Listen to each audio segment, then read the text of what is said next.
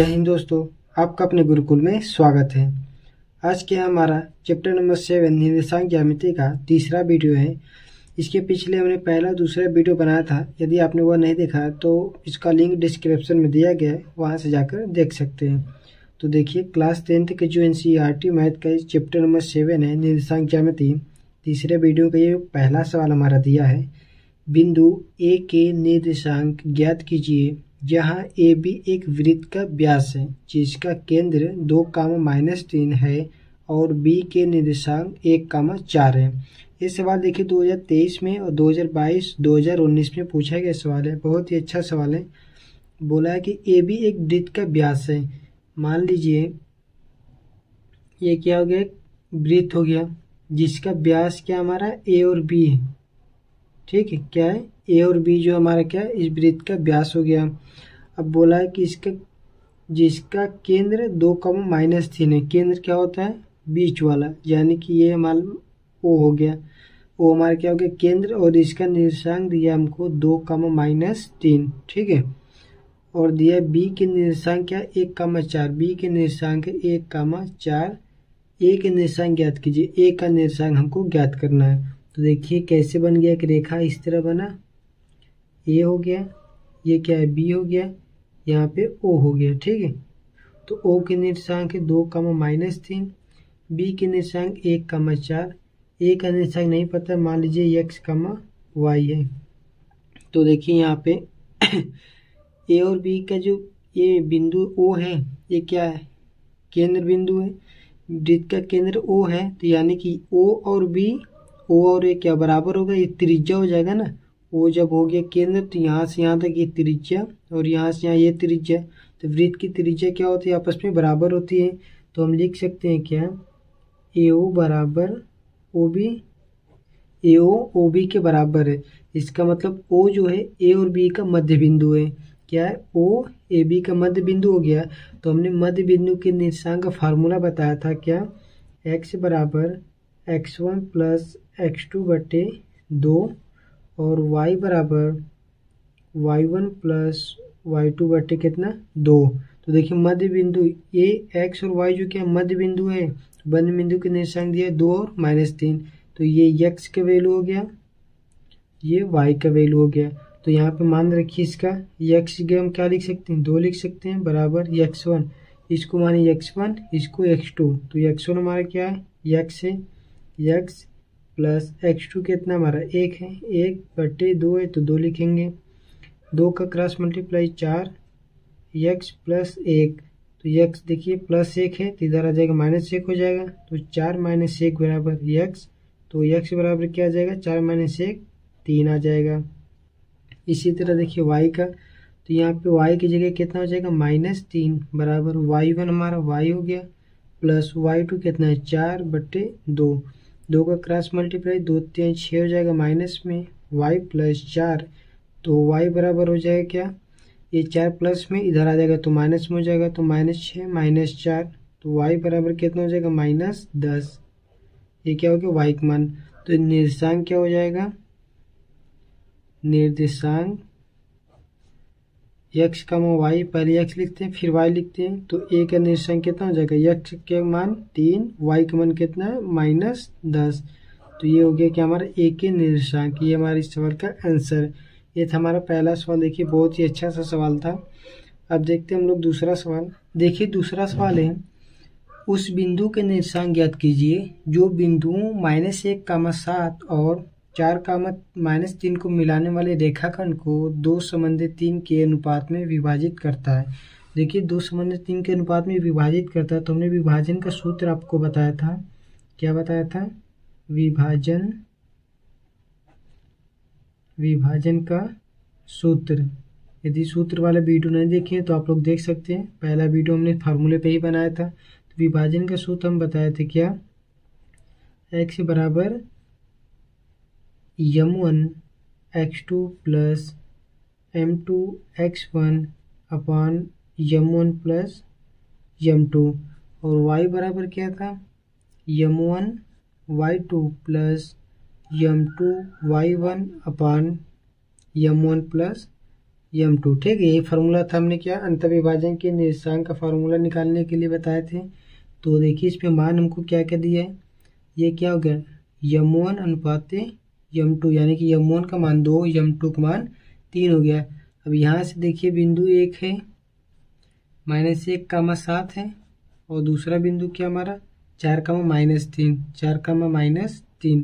तो ये क्या हो जाएगा x1, y1, x2, y2। ठीक है, तो मान रखिए x का मान कितना हमारा, x मान निकालना, तो x बराबर m1 कितना हमारा 2 है, 2, x2 कितना है, x2 देखिए 4 है, गुणे 4, प्लस m2 कितना है 3, गुणे x1 कितना है हमारा -1, बट्टे क्या हो जाएगा m1 प्लस m2, 2 और 3, 2 प्लस 3। तो x बराबर क्या आ जाएगा, 4 का गुणा 2 में करेंगे तो 8, -1 का गुणा 3 में करेंगे तो -3, बटे 3 प्लस 2 हो जाएगा 5। x बराबर 8 में से 3 घटाएंगे तो आ जाएगा 5 बटे 5। x बराबर 1 कट जाएगा तो क्या आएगा 1 आ जाएगा। तो x का मान कितना आ गया 1 आ गया। अब y का मान निकालिए, तो y बराबर हो जाएगा m1 कितना हमारा, m1 है 2, गुणे y2 कितना -3, प्लस m2 कितना है 3, गुणे y1 हमारा क्या है 7 है, बट्टे क्या है m1 2 प्लस 3। तो y बराबर हो जाएगा 2 का गुणा -3 में -6 हो जाएगा, प्लस 7 तरीके क्या 21, बटे 3 प्लस 2 5। तो y बराबर -6 प्लस 21, 21 में से 6 घटाएंगे तो कितना आएगा हमारा 15 बटे 5। y बराबर 5 से काटेंगे 15, 3 बार कट जाएगा, तो y का मान क्या हो गया 3 आ गया। अतः निर्देशांक हमारा क्या हो जाएगा, निर्देशांक बराबर x, y। तो x का मान क्या है हमारा, x मान है 1, y का मान क्या है 3। तो ये 1, और 3 ये क्या हमारा निर्देशांक है। ठीक है, यही हमारे इस सवाल का आंसर है। सब क्या था, खाली फार्मूले हमने सबका मान रखा और हमारा क्या आंसर आ गया है। लेते हैं तीसरा सवाल है, यदि बिंदु x, y बिंदुओं 3, 6 और -3, 4 से समदूरस्थ है तो x और y में संबंध ज्ञात कीजिए। ये सवाल हमारा 2023 और 2020 में पूछा गया सवाल है। तो देखिए क्या बोला है हमसे कि x और y बिंदु 3, 6 और -3, 4 से समदूरस्थ स्थित है। यानी कि मान लीजिए एक रेखा है, x और y यहाँ पे हो जाएगा हमारा x, y बिंदु 3, 6 और -3, 4 से क्या है समदूरस्थ है। मान लीजिए a है, b, ये क्या है o है, यानी कि AO की दूरी जो है OB के बराबर है, तभी तो ये O वाला बिंदु x और y ये बिंदु 3 और 6, -3 और 4 इन दोनों से समदूरस्थ होगा। यानी कि इसके बीच की जो दूरी होगी D1, इसके बीच की जो दूरी होगी D2, D1 बराबर D2 होगा। ठीक है, तो इस सवाल है। तो देखिए क्या करेंगे हम लोग, ये जो हमारा हो जाएगा क्या, सबसे पहले लेते हैं क्या A और O में, तो जो D का मान आ जाएगा D1 बराबर, फार्मूला क्या होता है दूरी का फार्मूला हम बताए थे x2 माइनस x1 का whole square plus y2 minus y1 का होल स्क्वायर। तो देखिए x2 क्या है हमारा, पहले a और o लिए तो x1 y1, x2 y2, तो x2 कितना है x माइनस x1 कितना है 3, इसका क्या है स्क्वायर, प्लस y2 क्या है y माइनस y1 हमारा 6 का स्क्वायर। D1 बराबर क्या हो जाएगा x माइनस 3 का स्क्वायर प्लस y माइनस 6 का स्क्वायर, ये D1 हो गया। अब इसी तरह D2 निकालेंगे हम लोग, तो D2 बराबर क्या हो जाएगा D2। अब O और B में निकालेंगे D2, तो D2 वाला क्या हो जाएगा x2 माइनस x1, x2 कितना है -3, x2 माइनस x1 कितना हमारा x है स्क्वायर, प्लस y2 कितना है 4 माइनस y1 y का स्क्वायर हो गया। ठीक है, तो क्या करेंगे D1 बराबर D2 कर देंगे, D1 बराबर D2 करेंगे तो D1 हमारा क्या है x माइनस 3 का स्क्वायर प्लस y माइनस 6 का स्क्वायर बराबर D2 हमारा है -3 माइनस एक्स का स्क्वायर प्लस 4 माइनस वाई का स्क्वायर।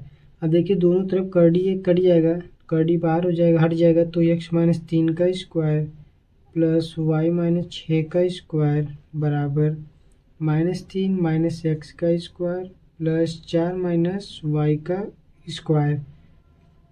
अब देखिए समीकरण को हल करिए तो x-3 का स्क्वायर है, इसको हम क्या लिख सकते हैं, a माइनस बी का होल स्क्वायर, तो a square plus B square यानी कि 9 माइनस 2ab होता है, तो 2 गुणे 3 गुणे x कितना हो जाएगा 6x प्लस y-6 का स्क्वायर a माइनस बी का होल स्क्वायर, तो a square plus B square यानी कि 36 माइनस 2ab, तो कितना हो जाएगा 12y बराबर क्या हो जाएगा -3 माइनस एक्स का स्क्वायर ना, तो इससे -3 को a मान लीजिए, इसको b, तो a माइनस बी का होल स्क्वायर a स्क्वायर होता है -3 का स्क्वायर 9 प्लस बी स्क्वायर यानी कि एक्स स्क्वायर माइनस 2ab होता है, तो -2 गुणे a कितना -3, तो कितना हो जाएगा ये प्लस हो जाएगा 6x हो जाएगा प्लस, अब इसको a माइनस बी का होल स्क्वायर लगाएंगे तो a स्क्वायर यानी कि 16 plus B square Y square minus 2ab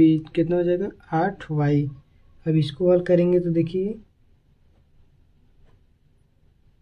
क्या एक्स स्क्वायर कट गया, वाई स्क्वायर कट गया, तो अब क्या बचा plus 9 minus 6x plus 36 minus 12y, तो 9 और 36 जोड़ेंगे तो कितना आ जाएगा 45 माइनस 6x प्लस क्या माइनस से माइनस 12y इधर हो गया बराबर 9 और 16 कितना हो जाएगा 25 प्लस 6x माइनस 8y।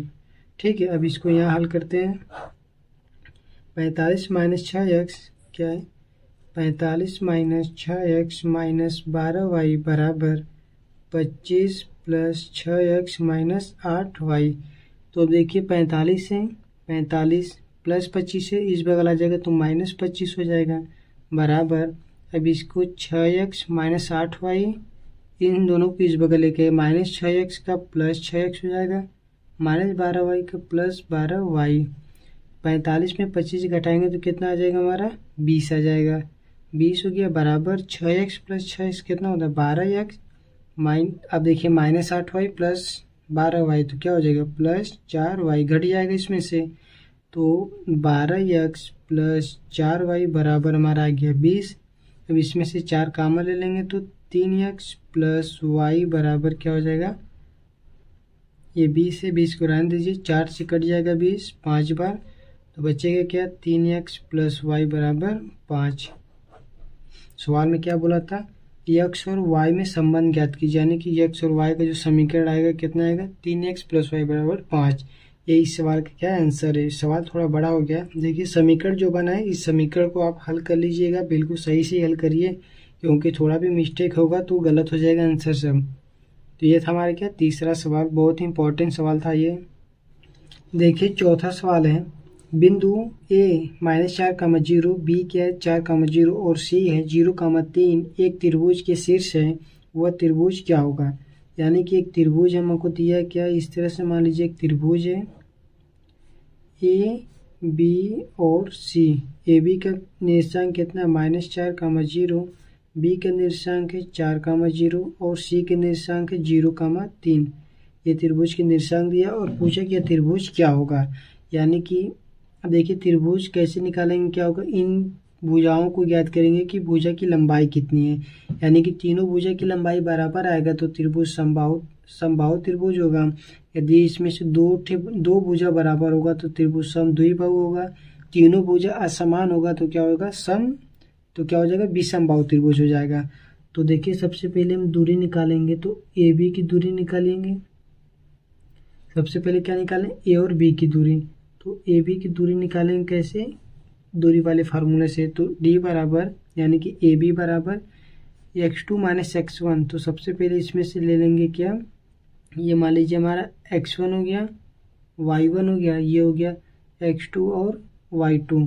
सबसे पहले क्या करेंगे y2 माइनस y1 होता है फार्मूले में, तो y2 4 माइनस y1 कितना है -4 whole square x2 minus x1 का whole square plus y2 minus y1 यानी कि 0 माइनस 0 का होल स्क्वायर। तो ए बी कितना आ जाएगा, ए बी बराबर अंडर रूट 4 माइनस माइनस कितना हो जाएगा, ये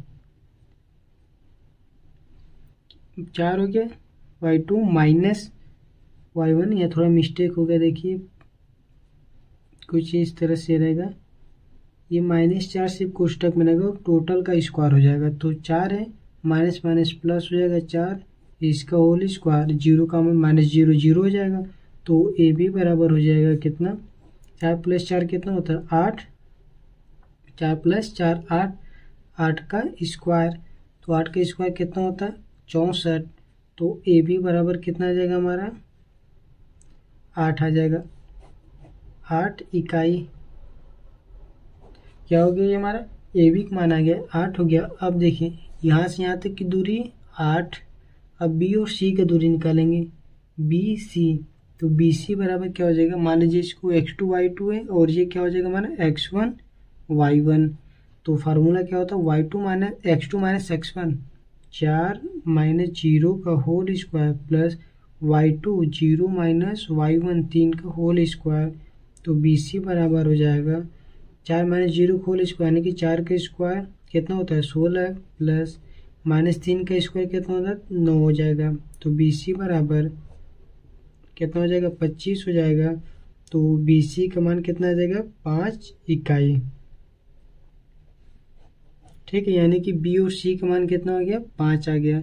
अब क्या निकालेंगे ए और सी का मान, तो इसको मान लीजिए x2, इसको मान लीजिए y2 और ये क्या x1 y1। तो ए और सी का मान निकालेंगे तो अंडर रूट y2, देखिए x2 कितना -4 माइनस x1 है 0 का whole square plus y2 0 minus y1 3 का होल स्क्वायर।